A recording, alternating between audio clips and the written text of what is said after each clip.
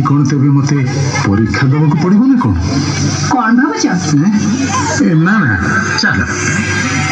ଜେମା ଏଇ ସେ ଶବର ଆସିଲେଣି। ମୁଁ କର୍ଣ୍ଣାଟ ରାଜଛୁଆ ମାଳତୀ। ମୋର ଏ ଚିତ୍ରପଟ ମୁଁ ତାକୁ ତଳୁ ଉଠେଇଛି। ତାହେଲେ ମୋର କେତୋଟି ପ୍ରଶ୍ନର ଉତ୍ତର ଦିଅ। ପଚାର।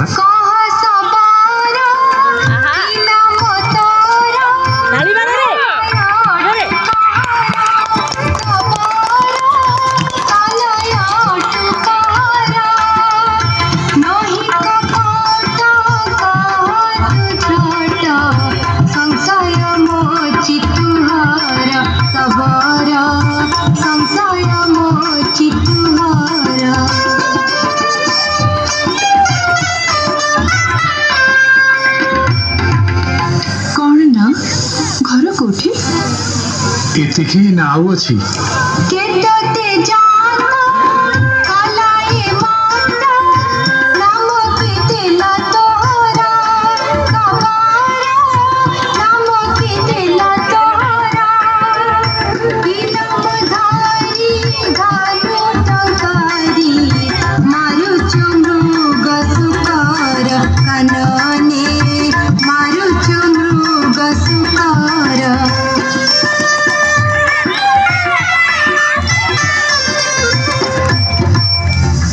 ନା, ଇଏ ଯେତେବେଳେ ବିବାହ କରିବାକୁ ସତ୍ୟ କରିଛନ୍ତି, ମୁଁ ମିଛ କହି ତାଙ୍କୁ ସତ୍ୟଭ୍ରଷ୍ଟ କରିପାରିବିନି।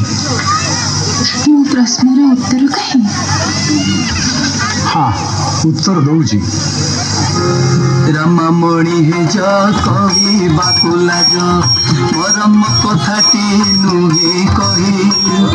ବୀର ସିଂହ ରାଜ କନିଷ୍ଠ ତନୁଜ, ବୀର ସିଂହ ରାଜ କନିଷ୍ଠ ତନୁଜ, ମୋ ନାମ ସୁଶୀଳ ମିଠା ନୁହେଁ।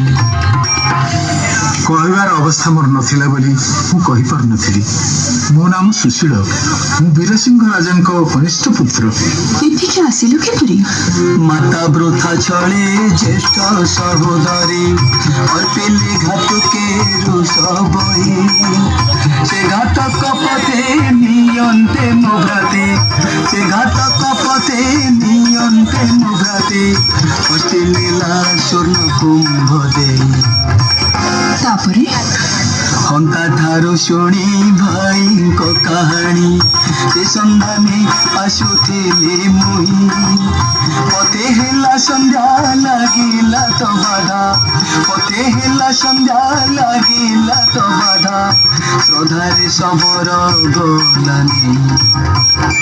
ଶବର ଘରେ ତ ବହୁତ ଦୁଃଖ କଷ୍ଟ ରହିଥିବେ। ସେ ଶବର ମୋତେ ରଖିଅଛି ଯତ୍ନେ, ସନ୍ତାନ ପ୍ରାୟ